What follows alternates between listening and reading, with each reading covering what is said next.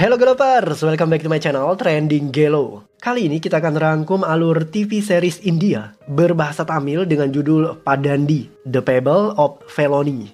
TV series garapan Andrew Lewis ini dirilis pada tahun 2022 dan dibintangi oleh S.J. Surya sebagai polisi Pipek, Sanjana sebagai Felony, gadis yang menjadi korban pembunuhan, Laila sebagai Ruby, ibu Felony, Nasar sebagai Sebastian, seorang novelis, dan Pipek Prasana sebagai polisi Ramar, asisten polisi Pipek. Padandi, The Fable of Felony, berkisah tentang misteri pembunuhan seorang remaja cantik yang bernama Felony. Misteri pembunuhan ini memakan waktu 2 tahun penyelidikan dan pada akhirnya sebuah plot twist terungkap. Siapakah pelaku pembunuhan dan apa motif dibalik pembunuhan tersebut? Penasaran? Nah Gelovers, makanya simak rangkuman alur film ini tanpa skip biar ketemu magisnya film ini. Dan jangan lupa subscribe agar bisa mendapatkan updatean terbaru film keren India lainnya, spesial di channel Trending Gelo dan Trending Gelo Revive. Oke Gelovers, tanpa banyak basa-basi, kita langsung ke TKP.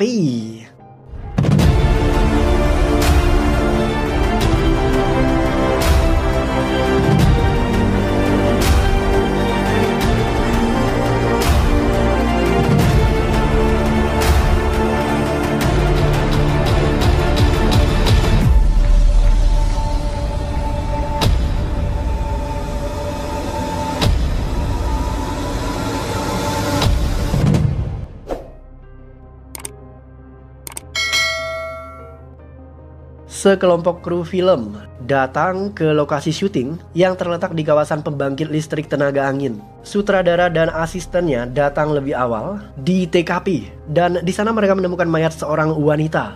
Tidak lama berselang, polisi datang ke TKP. Mereka kemudian memeriksa jenazah itu. Tidak ada kartu identitas pada tubuh korban. Menurut keterangan dari kru film, korban adalah aktris terkenal yang bernama Mamta. Dan Mamta akan menjadi pemeran utama di film mereka. Mayat korban kemudian dibawa ke rumah sakit untuk diautopsi. Dari hasil autopsi, dokter menemukan fakta bahwa korban tewas akibat dicekik di bagian leher. Mayat korban mulai membusuk karena sudah 2 hari berada di TKP. Usia korban diperkirakan berumur 19 hingga 20 tahun. Pada kedua tangan korban, terdapat bekas lecet akibat ikatan tali. Tidak ada tanda-tanda bekas pemerkosaan di sana. Sementara itu, media heboh memberitakan tewasnya Mamta, seorang aktris terkenal. Seketika, berita itu mengejutkan Mamta. Karena sebenarnya Mamta masih hidup. Setelah Mamta memberikan klarifikasi, media akhirnya sadar jika korban pembunuhan bukanlah Mamta. Kru film ternyata salah memberikan informasi karena sekilas wajah korban mirip dengan wajah Mamta. Karena jenazah korban tidak diketahui identitasnya, polisi kemudian meminta ahli sketsa wajah untuk melukis wajah korban dan memuat berita tentang mayat tanpa identitas itu di koran setempat. Setelah sketsa wajah itu tersebar luas di media, keluarga korban akhirnya datang ke rumah sakit untuk mengambil jasad keluarga mereka.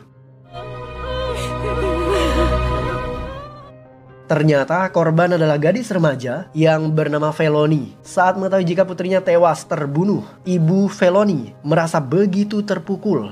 Felony sempat menghilang dari rumah selama 3 hari, tetapi ibunya tidak lapor polisi karena sebulan yang lalu Felony juga pernah minggat dari rumah, tetapi saat itu ia masih kembali pulang.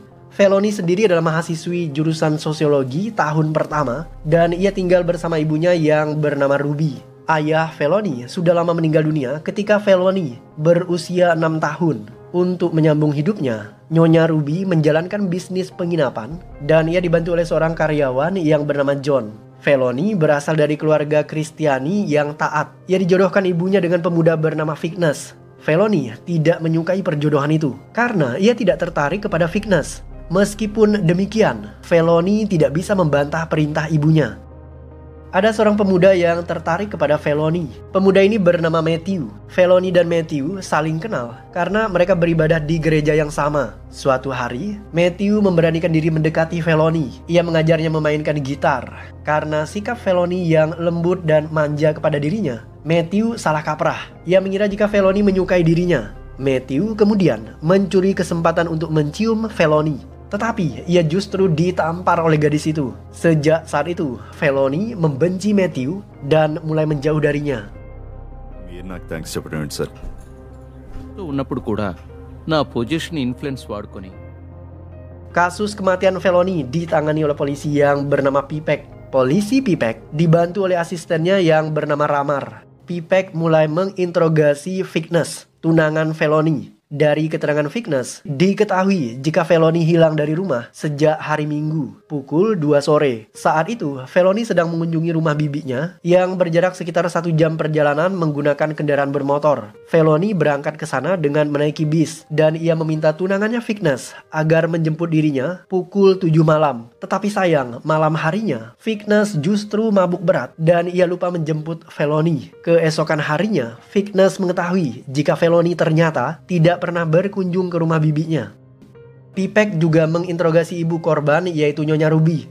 Nyonya Ruby mengatakan bahwa pada tanggal 20 April dan hari itu tepatnya hari Minggu, ia membawa Felony ke gereja hingga pukul 10 pagi. Saat ibadah, Felony terlihat gelisah dan ia sempat keluar dari gereja untuk menemui seseorang. Hanya saja, Nyonya Ruby tidak tahu siapa yang ditemui oleh Felony. Setelah selesai beribadah, mereka berdua berbelanja di pasar hingga pukul 12 siang. Hari itu Felony ingin pergi ke rumah bibinya. Nyonya Ruby mengizinkan Felony pergi ke sana asalkan ia ditemani oleh Vignes, tunangannya. Tetapi Felony keras kepala. Ia pergi sendirian dan meminta Vignes untuk menjemputnya pukul 7. Setelah itu, Felony tidak pernah kembali. Nyonya Ruby tidak lapor polisi karena ia mengira jika Felony bermalam di rumah temannya, dan hal seperti itu pernah terjadi sebulan yang lalu ketika Felony minggat dari rumah. Setelah minggat, keesokan harinya Felony kembali ke rumah.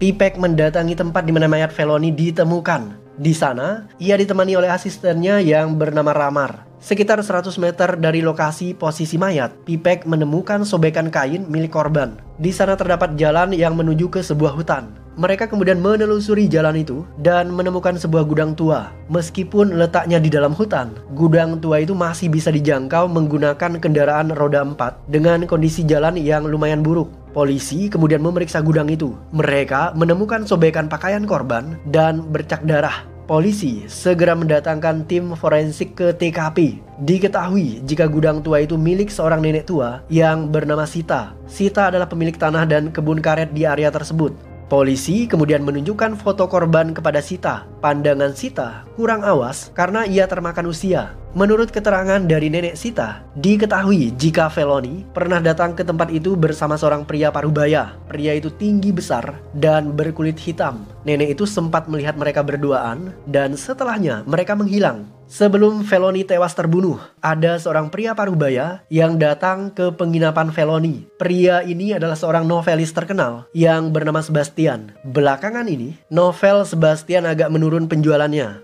Sebastian terpaksa mencari tempat yang damai dan sunyi agar bisa menulis kembali dan menghasilkan novel yang berkualitas. Di saat itulah Sebastian berkenalan dengan Felony karena waktu itu ibu Felony meminta anaknya untuk mengantar Sebastian ke kamar penginapan karena resepsionis mereka yang bernama John sedang cuti. Kehadiran Sebastian memberikan aura positif bagi kehidupan Felony. Sosok Sebastian mirip seperti ayahnya yang membuat Felony senang berada di dekat Sebastian.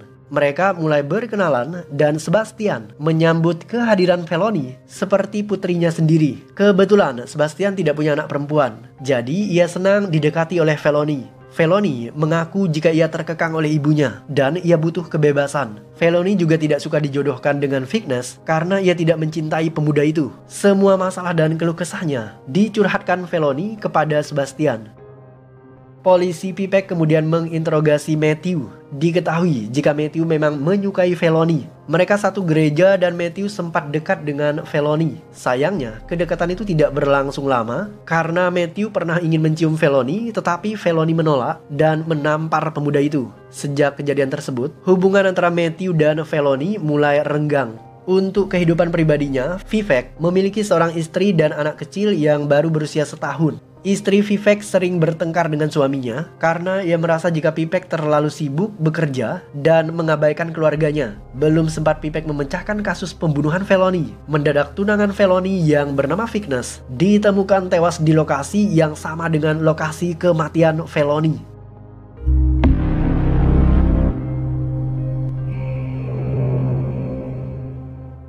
Vignes ternyata tewas bunuh diri. Di saku pakaiannya ditemukan surat yang ditulis oleh Vignes sendiri. Vignes merasa bersalah atas kematian Felony. Ia gagal melindungi kekasihnya itu. Vignes mengaku tidak bisa hidup tanpa Felony. Karena itulah ia memilih bunuh diri. Pesan terakhir Vignes adalah supaya polisi menemukan siapa pembunuh Felony yang sesungguhnya agar Felony memperoleh keadilan. Tetapi surat kematian Vignes justru dibakar oleh kepala polisi. Pihak kepolisian ingin memanfaatkan momentum tersebut untuk menutup kasus kematian Felony. Mereka kemudian mengadakan konferensi pers dengan skenario sebagai berikut. Polisi menuding jika Vignes sebagai pembunuh Felony dengan motif Vignes merasa cemburu karena Felony bersama dengan pria lain. Setelah membunuh tunangannya sendiri, Vignes kemudian dihantui oleh perasaan bersalah dan ia pun memilih bunuh diri. Berita tentang kematian Vignes segera menyebar di media. Publik mulai menyalahkan Felony. Felony dicap sebagai wanita murahan yang selingkuh dari tunangannya Vignes dan wajar jika ia dibunuh oleh kekasihnya sendiri. Pipek bersimpati terhadap almarhumah Felony. Ia tidak terima Velo dikatakan demikian. Pipek bertekad untuk mencari keadilan untuk Felony. Ia mengusulkan agar kasus itu kembali dibuka. Tetapi permintaannya itu tentu saja ditolak oleh kepala polisi karena pihak kepolisian ingin agar kasus itu segera ditutup. Meskipun kasus itu secara resmi ditutup, tetapi Pipek tetap menyelidikinya secara diam-diam. Pipek memiliki informan yang bernama Alex. Berkat bantuan Alex, Pipek akhirnya bisa bertemu dengan resepsionis yang menjaga penginapan ibu Felony. Pemuda itu bernama John. Dari keterangan John, diketahui jika Felony sering menelpon seseorang menggunakan telepon resepsionis. Hanya saja, John tidak tahu siapa orang itu. Pipek sendiri kesulitan memeriksa nomor yang dihubungi oleh Felony karena Felony menelpon menggunakan telepon kantor.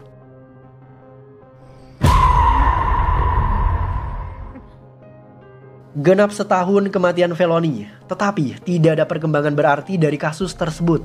Suatu malam, Nenek Sita, pemilik gudang tua di tengah hutan, berhalusinasi melihat hantu Felony. Hantu itu menatap tajam ke arahnya, yang membuat Nenek Sita ketakutan setengah mati.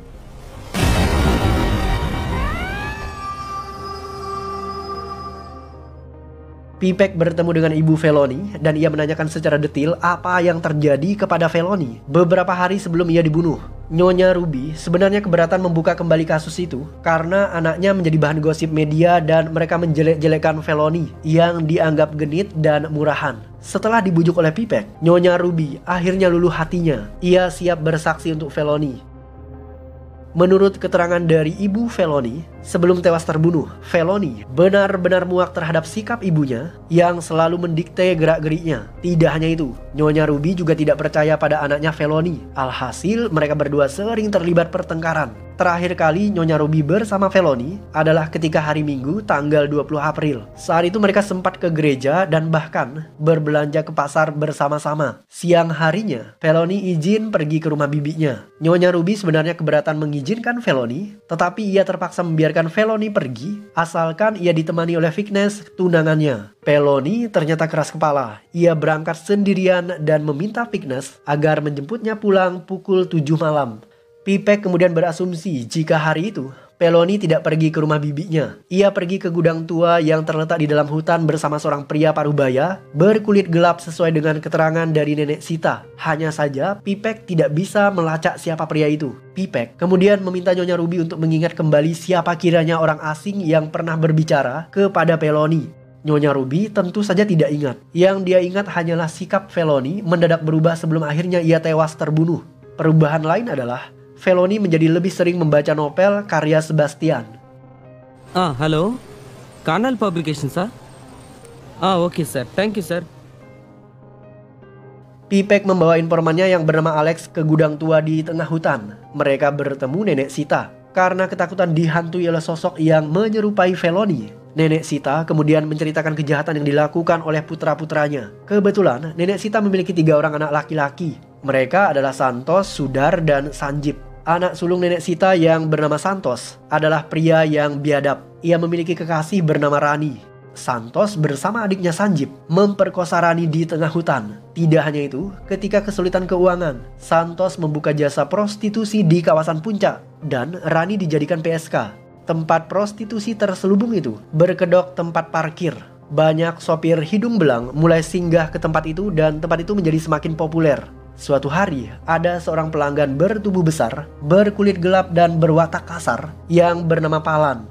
Palan adalah seorang pembunuh bayaran. Ia menikmati seks dengan unsur kekerasan. Palan menghajar Rani hingga babak belur ketika mereka bersenggama. Meskipun demikian, Santos dan saudara-saudaranya tidak bisa menghentikan Palan karena Palan telah memberikan bayaran lebih untuk mereka. Pernah suatu ketika, Falan berkelahi dengan seorang pelanggan lainnya dan ia membunuh pelanggan itu hanya karena memperebutkan Rani.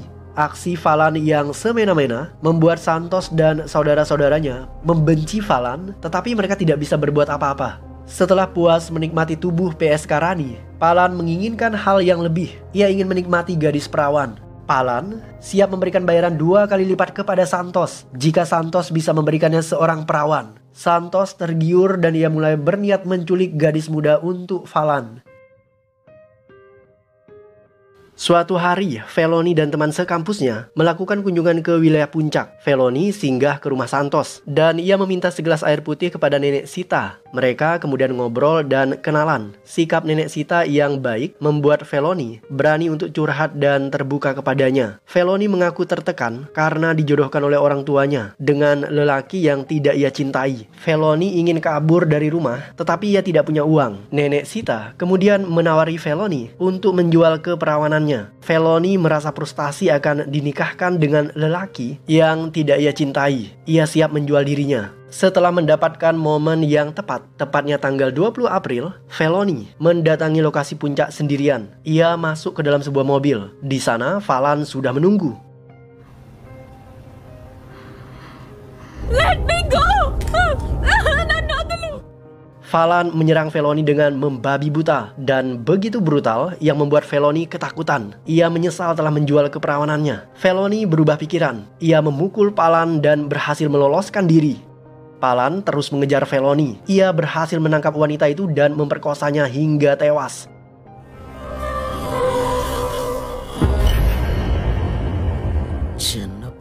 Pipek akhirnya mendapatkan saksi kunci pembunuhan Felony, yaitu Nenek Sita. Nenek tua itu telah menceritakan semuanya, dan percakapan itu telah direkam oleh polisi Pipek. Pipek segera melapor kepada atasannya, tetapi kepala polisi tidak mau memberikan dukungan. Ia tidak ingin Pipek membuka kembali kasus itu. Karena atasannya tidak menanggapi kasus tersebut, polisi Pipek meminta bantuan polisi hutan untuk menangkap Santos dan teman-temannya. Pipek membawa informan yang bernama Alex ketika mereka masuk ke dalam hutan untuk menangkap Santos. Santos dan saudara-saudaranya segera melarikan diri ketika disergap oleh para polisi hutan. Dalam insiden tersebut, polisi hutan berhasil meringkus Santos dan kedua adiknya. Mereka kemudian dijebloskan ke dalam penjara. Sementara informan yang bernama Alex justru tewas ditembak oleh Santos.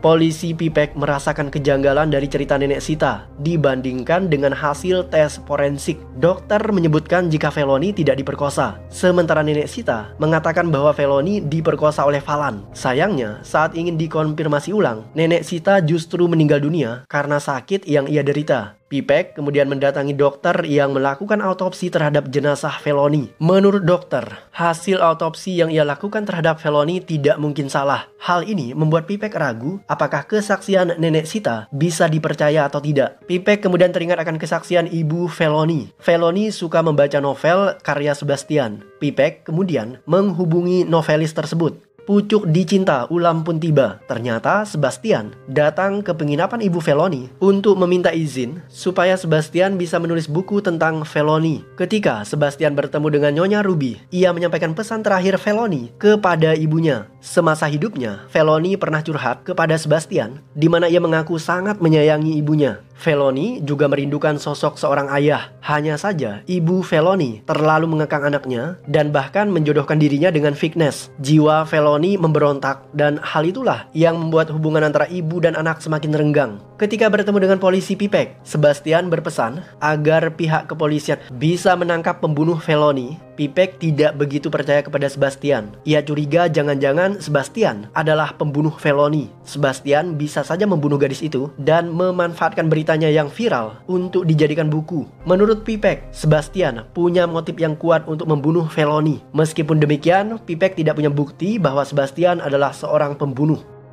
Santos diinterogasi di penjara. Menurut keterangan preman yang satu ini, wanita yang diperkosa dan dibunuh oleh Pipan bukanlah Felony. Ibu Santos, yaitu Nenek Sita, adalah wanita yang kurang awas penglihatannya dan ia juga pikun. Nenek Sita sering lupa. Menurut Santos, ada seorang mahasiswi lain yang haus dan minta minum waktu itu. Tetapi, mahasiswi itu bukan Felony. Mahasiswi ini kemudian siap menjual keperawanannya kepada Pipan. Tetapi sayang, wanita ini justru berubah pikiran di menit-menit terakhir. Ia melarikan diri dan masuk ke dalam gudang. Pipan pada akhirnya berhasil menangkap, memperkosa, dan membunuh wanita itu. Karena itulah ditemukan bercak darah di dalam gudang di tengah hutan. Bayangan hantu yang dilihat oleh Nenek Sita sebenarnya hanyalah halusinasi yang lahir dari rasa bersalah karena selama ini Nenek Sita membiarkan anak-anaknya menjalankan bisnis prostitusi. Nenek Sita mengira jika korban yang tewas diperkosa dan dibunuh oleh Pipan adalah Felony, padahal bukan. Karena Felony memang tewas dalam keadaan tidak diperkosa. Pipek melewati sebuah persimpangan jalan. Di sana ia melihat buku yang ditulis oleh Sebastian. Buku itu diangkat dari kisah nyata dengan judul The Fable of Felony. Pipek kemudian membeli buku tersebut. Setelah dibaca, tulisannya ternyata sangat detail. Buku itu bahkan bercerita tentang kisah hidup Felony dan momen-momen penting yang terjadi di dalam hidupnya. Diceritakan jika Felony merasa begitu kehilangan ketika ayahnya meninggal dunia. Ibu Felony sangat menyayangi putrinya dan ia rela tidak menikah demi membesarkan Felony dan memberikannya kasih sayang. Sekalipun demikian, kasih ibu tetap tidak sama dengan kasih seorang ayah. Nyonya Ruby tidak bisa seutuhnya menggantikan kasih sayang ayah Felony. Ketika masih kecil, ibu Felony sibuk mengurus penginapan sementara Felony dititipkan di rumah bibinya. Di sana, Felony ternyata dilecehkan oleh pamannya sendiri. It's playtime. I love baking song. Beruntung, sebelum aksi bejatnya berlanjut, ibu Felony segera memergoki kejadian tersebut. Nyonya Ruby memarahi Felony dan memukulnya. Paman Felony sendiri hanya bisa meminta maaf dan mengaku kilap. Sejak saat itulah Felony dilarang oleh ibunya berkunjung ke rumah bibinya. Setelah dipukul ibunya, Felony mulai tertutup dan ia tidak pernah lagi curhat kepada sang ibu. Tidak lama setelah kejadian tersebut, paman Felony meninggal dunia karena sakit.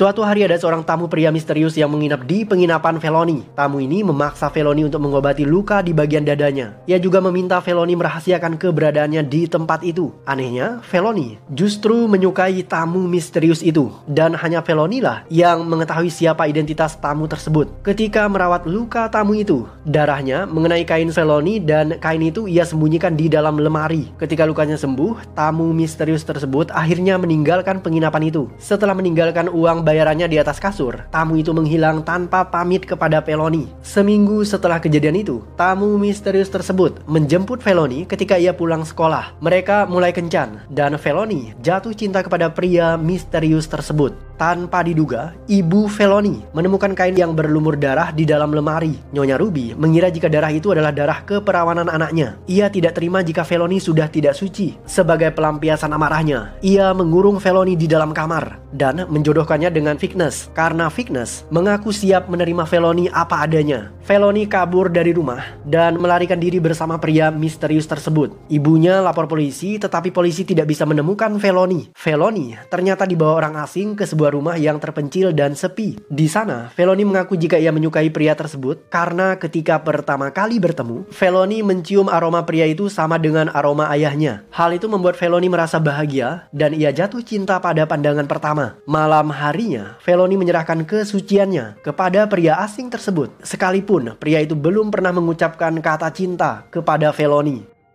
Felony terbangun dan ia menemukan jika pria misterius itu telah meninggalkan dirinya. Di rumah itu, ternyata ada seorang wanita yang sedang beres-beres di dapur. Ketika ditanya, wanita tersebut mengaku jika dirinya adalah istri dari pria misterius tersebut. Felony seperti disambar petir di siang bolong. Ia tidak menyangka jika pria itu sudah beristri. Felony kemudian menghubungi pria itu dan dari percakapan mereka diketahui jika pria itu marah kepada Felony dan ia meminta Felony agar jangan pernah mencari dirinya lagi karena tadi malam mereka melakukan hubungan atas dasar suka sama suka dan tanpa adanya paksaan dari siapapun. Mendengar ucapan pria itu, Felony hanya bisa menangis meratapi nasibnya. Ia menyesal telah menyerahkan keperawanannya secara gratisan kepada sang monster.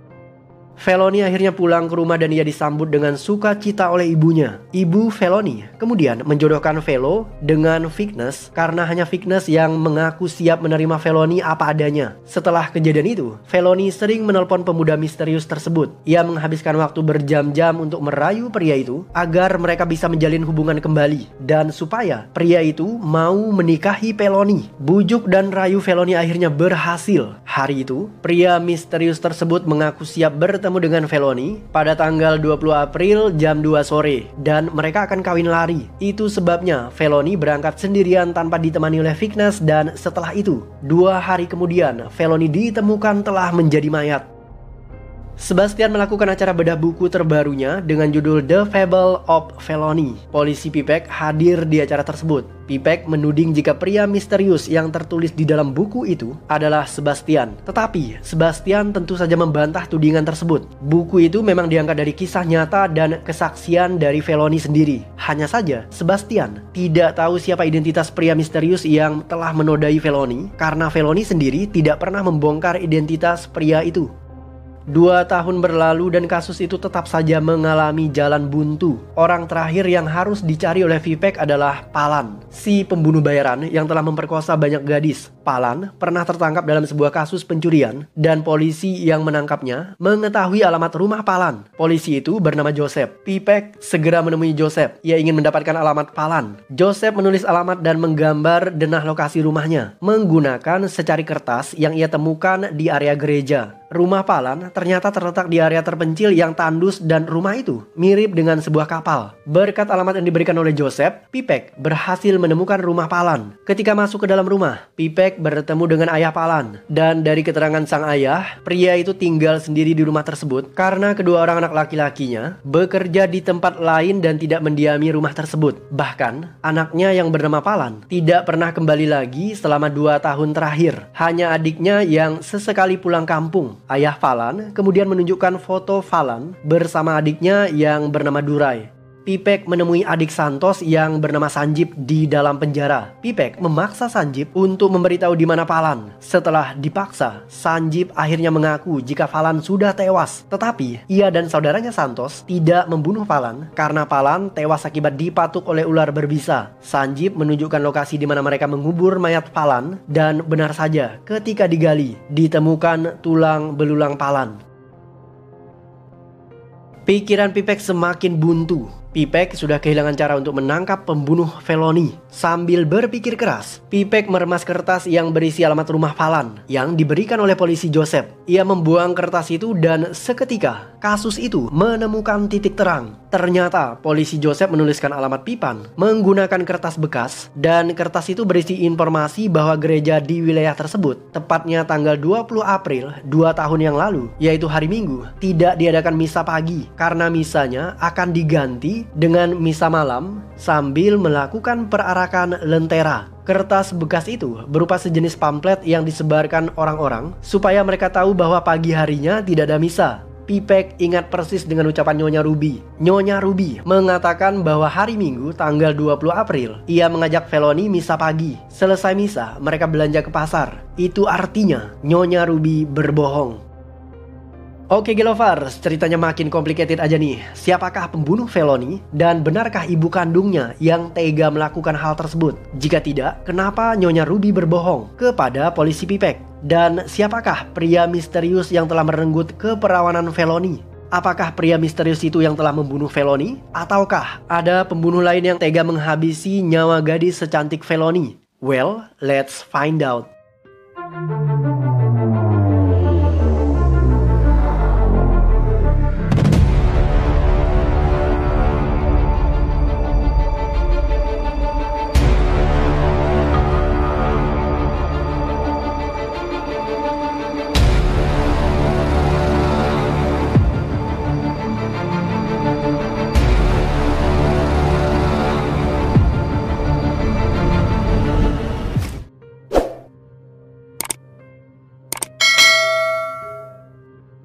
Pipek meminta polisi untuk menginterogasi Nyonya Ruby. Sementara Pipek, ia memeriksa rumahnya. Pipek menemukan sepucuk surat yang ditulis oleh Felony. Dalam surat itu, Felony menjelaskan bahwa bercak darah pada kain sari itu bukanlah darah Felony. Felony tidak serendah yang ibunya tuduhkan kepada dirinya. Ia masih punya harga diri. Sementara sang ibu terus-menerus menuduh Felony sebagai wanita yang sudah tidak perawan lagi. Ibunya tidak percaya kepada Felony dan ia bahkan tega menuduh anaknya sebagai wanita murahan. Frustasi akan hal itu, Felony kemudian menulis surat dan ia siap untuk bunuh diri. Sayangnya, Felony tidak punya keberanian dan juga kemampuan untuk bunuh diri, dan aksinya itu ketahuan oleh sang ibu. Felony batal bunuh diri dan ia hanya bisa menangis.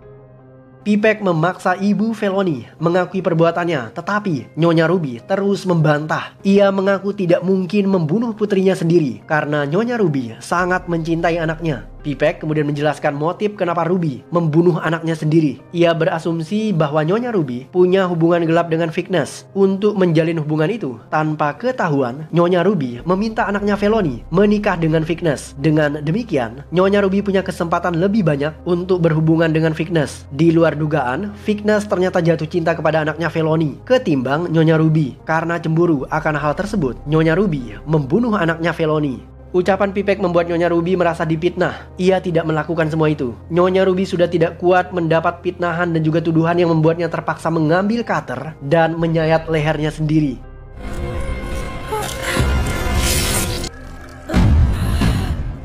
Nyonya Ruby dibawa ke rumah sakit dan beruntung nyawanya masih bisa tertolong. Ketika Ruby di rumah sakit, resepsionis yang bernama John bertugas menjaga Nyonya Ruby. John menyesali tindakan yang dilakukan oleh Ruby karena John tidak bisa hidup tanpa wanita itu. Pengakuan John ternyata didengar oleh polisi Pipek. Ketika John berbicara kepada Ruby, Pipek sadar bahwa Ruby dan John ternyata selingkuh. Perselingkuhan itu terjadi sejak John menjadi resepsionis di penginapan itu. John sebenarnya siap menikah dengan Ruby dan ia tidak mempermasalahkan perbedaan usia. Tetapi Ruby menolak John karena ia trauma. Ruby sangat menyayangi anaknya Felony dan Felony pernah dilecehkan oleh pamannya sendiri. Ruby takut jika suatu hari nanti ketika John menjadi ayah tiri Felony, maka John bisa saja melecehkan Felony. Ketakutan itulah yang menghantui Ruby dan membuatnya menolak cinta John dan mereka hanya menikmati perselingkuhan tanpa adanya ikatan pernikahan. Perlahan John mulai merasa jika Felony adalah penghalang cintanya kepada Nyonya Ruby. John berinisiatif untuk membunuh Felony. Ia kemudian curhat dengan Falan karena ternyata Falan adalah abang kandung John. Nama asli John adalah John Duray dan Pipek pernah melihat foto John Duray bersama abangnya Falan ketika ia berkunjung ke rumah orang tua Falan.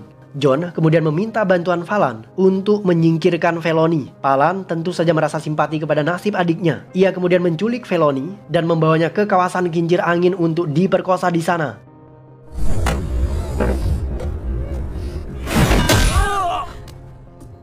Felony berhasil melarikan diri dari Falan. Ia berlari terburu-buru yang membuat serpihan pakaiannya koyak dan tersangkut di antara semak berduri. Pada akhirnya, Felony kembali berhasil ditangkap oleh Falan. Falan memulai aksinya untuk memperkosa Felony. Tanpa sadar, ia mencekik leher wanita itu hingga tewas. Dan di saat itulah, Falan dipatuk oleh seekor ular berbisa. Falan mengoyak pakaian Felony untuk mengikat luka di bagian kakinya. Ia kemudian membatalkan niat memperkosa Felony dan buru-buru pergi ke dalam hutan menggunakan mobilnya untuk meminta bantuan Santos. Karena Falan sadar ia tidak mampu menyetir mobilnya menuju ke rumah sakit untuk meminta pertolongan. Karena rumah sakit letaknya jauh dari lokasi tersebut. Falan masuk ke dalam gudang tua milik Santos. Ia meminta bantuan Santos dan kedua adiknya. Tetapi Santos tidak mau membawa Falan ke rumah sakit karena Falan adalah pelanggan PSK Santos yang brutal dan semena-mena. Santos melepaskan ikatan kain di kaki Falan dan pemuda jahat itu tewas tanpa sempat dibawa ke rumah sakit akibat patukan ular berbisa. Itu sebabnya serpihan kain milik Felony ada di dalam gudang tersebut. Setelah mengetahui semua kejahatan yang dilakukan oleh John, polisi Pipek kemudian menangkap pemuda itu dan akhirnya misteri pembunuhan Felony bisa terpecahkan.